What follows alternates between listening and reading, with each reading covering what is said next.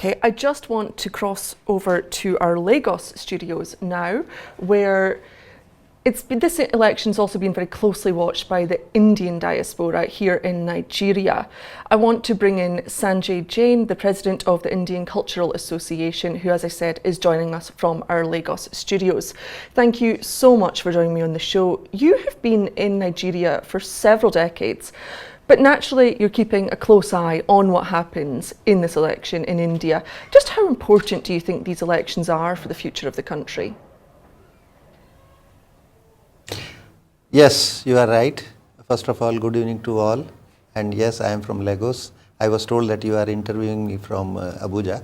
And thank you very much for inviting me to this channel. And yes, definitely I am in Nigeria for over 3 decades. And I know Nigeria well. I cannot claim that I am the best, but I also know Nigeria well. As far as Indian elections are concerned, in 2 or 3 words, I can say it is the celebration of the democracy. India is the largest democracy in the world. Now, we all know that this is the highest populated country in the world also, with a population of 1.4 billion. And as far as figures are concerned, around 970 million Indians are registered voters. So for this coming elections, there will be 970 million voters voting over a period of next 6 weeks, and the election is going to be held in 7 stages. It has already begun today and it will end on 1st of June, whereas the results will be declared on 4th of June. I must say that the Indian elections are becoming bigger and bigger every 5 years whenever the elections are being held. I will just present one data. This year the estimated expenses for conducting this election is around equivalent of USD $12 billion, and last time it was, say, just half of that one. And this year around 18 million new voters have been registered. You know, the voting age in India is 18 years plus. And according to that, you can say that younger generation is getting into it, and to make the total figure to 970 million. 970 million people, you can say it is almost 12% of the world population. As you know, we are around 820, 8.2 billion, 82 billion or so, some figure is there, 820 crores, I would say. It is, you can say that it is 12% of the world population who is going to vote and elect their representative, who will go to the parliament and they will become the lawmakers. Certainly there are 543 seats in the parliament. This election. It's, you know, we understand the scale of this election. I want to ask you though, Modi is looking for a 3rd term. He's already been in power for 10 years. Regardless of what anyone may think of him, love him or loathe him, is it healthy for a democracy to have the same leader for so long?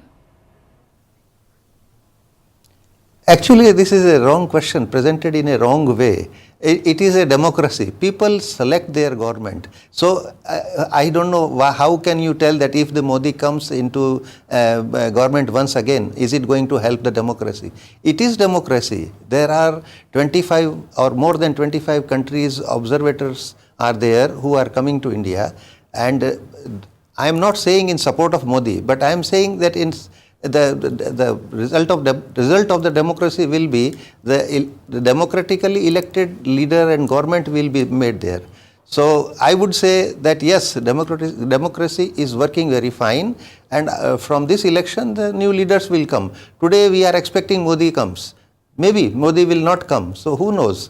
But I must say, I am not a supporter, I am not propagating Modi here, and I must say that in last 10 years, whatever progress India has seen, it was never seen like this progress was never seen before. You can say that today IMF has declared or announced that Indian economy is growing at the rate of 6.8% per annum, which is the highest in the world. This is not an Indian record, it is a record, it is a figure coming from IMF.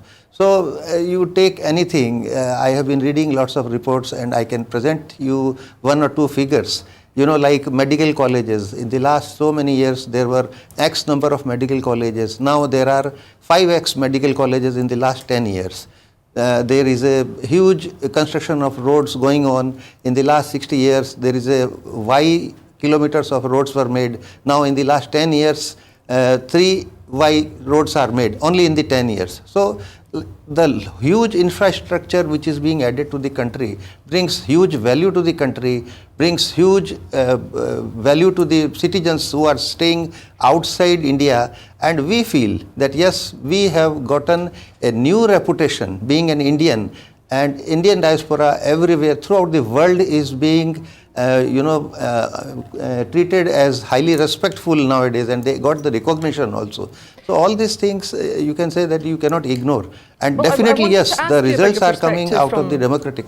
Sorry to interrupt you. I wanted to ask you about your perspective from here in Nigeria, about how you think these elections could possibly impact international relations, including ties with Nigeria. Definitely, the relationship with the Nigerian government, between India and Nigeria, is excellent all the time, whether it was Congress government, whether it is BJP government. And I must present one figure to you, that the bilateral trade has risen to 19 billion per annum between India and Nigeria. Now you see that the figures are, for last 5-10 years, the figures are increasing and increasing.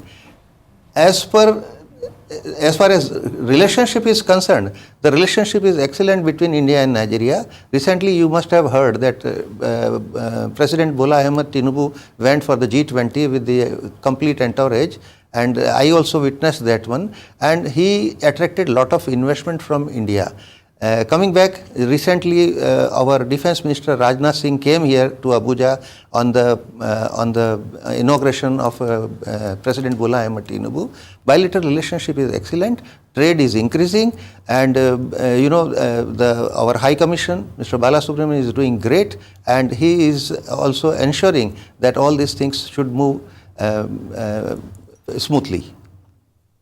Thank you so much for your time there. That's Sanjay Jain, President of the Indian Cultural Association, speaking to us from Lagos.